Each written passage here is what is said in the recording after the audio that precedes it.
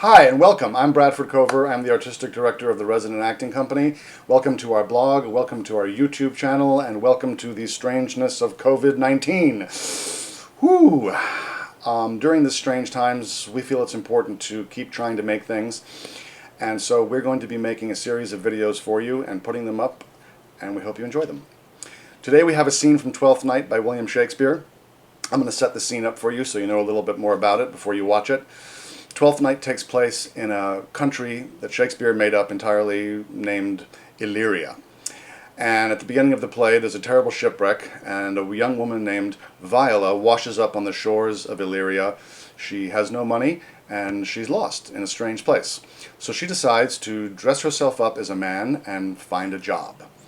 She finds one with the Duke Orsino, who thinks that she seems very capable, but he seems very capable. Her disguised name is Cesario, and so the Duke hires this young Cesario to work for him as a kind of personal assistant. The Duke happens to be in love with Olivia, who's a local aristocrat, and he hasn't been making a lot of headway with her. Olivia has refused his love and refused his messages and just doesn't want to have anything to do with him. So he thinks, well, I've got this new smart personal assistant. I'm going to send her on a mission, on a mission to Olivia's house and see if this young guy can't change the equation for me. So that's the scene you're about to see. Viola, played by Julie Abraham, is arriving in Olivia's house. Olivia is played by Rachel Botchan. By the way, Julie Abraham is in Ireland.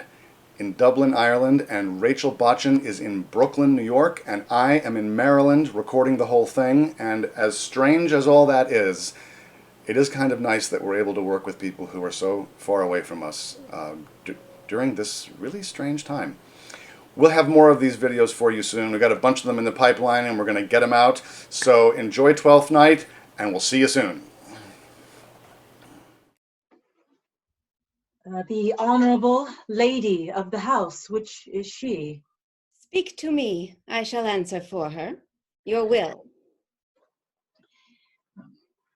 Most radiant, exquisite, and unmatchable beauty. I pray you, tell me if this be the lady of the house, for I never saw her. Look, I would be loath to cast away my speech, for besides that it is excellently well penned, I have taken great pains to con it. Good beauties, let me sustain no scorn. I am very comfortable even to the least sinister usage. Whence came you, sir? I can say little more than I have studied, and that question is out of my part. Good gentle one, give me modest assurance, if you be the lady of the house, that I may proceed in my speech. Are you a comedian? No, my profound heart, and yet by the very fangs of malice I swear I am not, that I play. Are you the lady of the house? If I do not usurp myself, I am. Most certain if you are she, you do usurp yourself. For what is yours to bestow is not yours to reserve. Oh, but this is out of my commission. I will on with my speech in your praise, and then show you the heart of my message. Huh? Come to what is important in't. I forgive you the praise. Alas, I took great pains to study it, and 'tis poetical. 'Tis the more like to be feigned. I pray you, keep it in.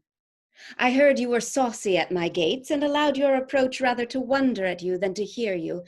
If you be not mad, be gone. If you have reason, be brief. 'Tis not that time of moon with me to make one in so skipping a dialogue. Will you hoist sail, sir? Here lies your way. No, good swabber. I am to hull here a little longer. Some mollification for your giant, sweet lady. Tell me your mind. I am a messenger. Sure you have some hideous matter to deliver when the courtesy of it is so fearful. Speak your office. It alone concerns your ear. I bring no overture of war, no taxation of homage. I hold the olive in my hand. My words are as full of peace as matter. Yet you began rudely. What are you? What would you? The rudeness that hath appeared in me have I learned for my entertainment. What I am, what I would, are as secret as maidenhead. To your ears, divinity. To any others, profanation. Give us the place alone. We will hear this divinity. Now, sir, what is your text? Most sweet lady. A comfortable doctrine, and much may be said of it. Where lies your text? In Orsino's bosom. In his bosom. In what chapter of his bosom? To answer by the method, in the first of his heart. Oh, I have read it. It is heresy. Have you no more to say? Good madam. Let me see your face. Have you any commission from your lord to negotiate with my face? You are now out of your text. But we will draw the curtain and show you the picture. Look you, sir, such a one I was this present. Is not well done. Excellently done. If God did all. 'Tis in grain, sir. 'Twill endure wind and weather.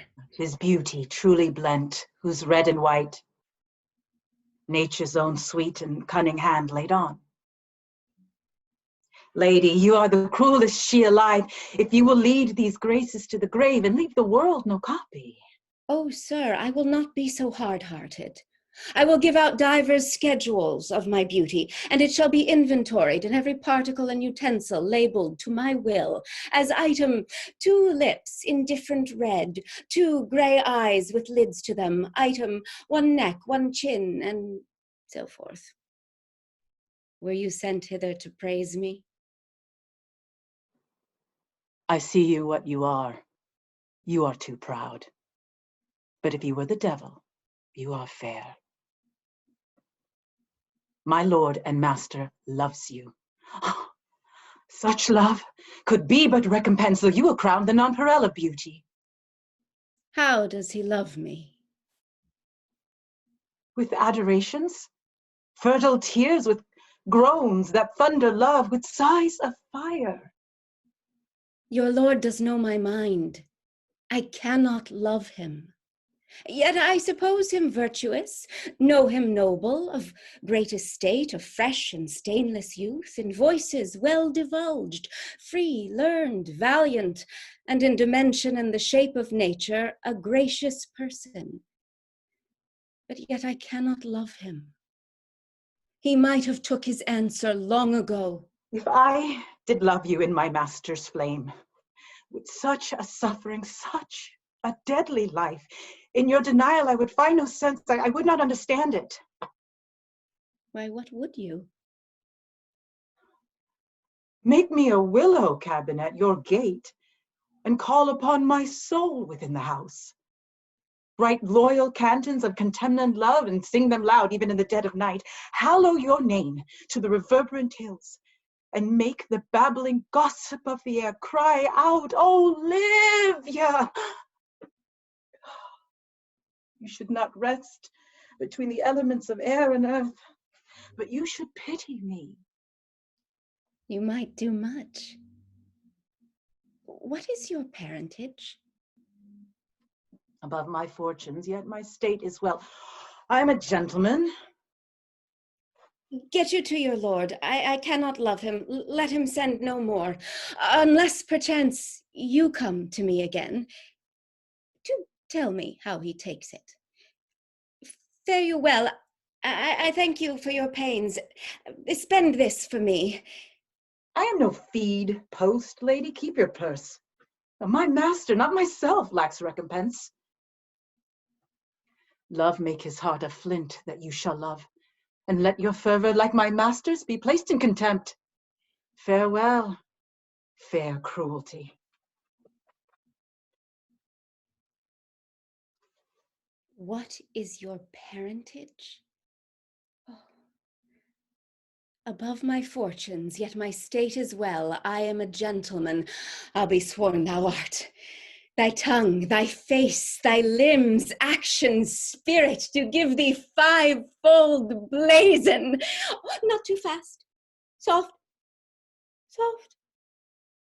Unless the master with a man. How now? Even so quickly may one catch the plague. Methinks I feel this youth's perfections with an invisible and subtle stealth to creep in at mine eyes. Well, let it be. What ho, Malvolio!